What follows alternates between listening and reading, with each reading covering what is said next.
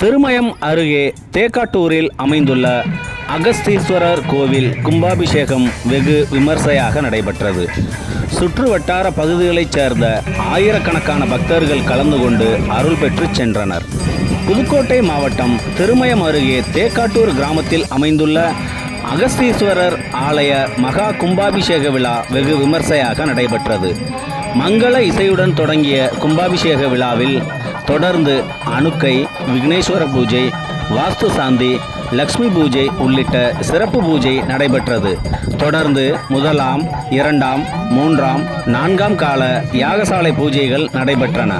பல்வேறு புனித தலங்களில் இருந்து கொண்டு வரப்பட்ட புனித நீர் கலசங்களில் அடைக்கப்பட்டு யாகசாலையில் வைத்து பூஜிக்கப்பட்டது.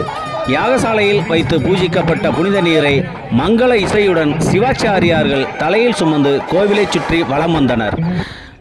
கருட பகவான் கலசத்தை சுற்றி வர பூஜிக்கப்பட்ட புனித நீர் கும்பத்தில் ஊற்றப்பட்டது. தொடர்ந்து பரிவார தெய்வங்களுக்கு சிறப்பு பூஜைகள் நடைபெற்று சிறப்பு அபிஷேகங்கள் நடைபெற்றது. கும்பாபிஷேக விழா ஏற்பாடுகளை கும்பாபிஷேக விழா குழுவினர் செய்திருந்தனர். இந்நிகழ்ச்சியை காண தேக்காட்டூர் சுற்று வட்டார பகுதிகளில் இருந்து ஏராளமான பக்தர்கள் கலந்து கொண்டனர். விழாவில் கலந்து கொண்டவர்களுக்கு அருட்பிரசாதங்கள் மற்றும் அன்னதானம் வழங்கப்பட்டது.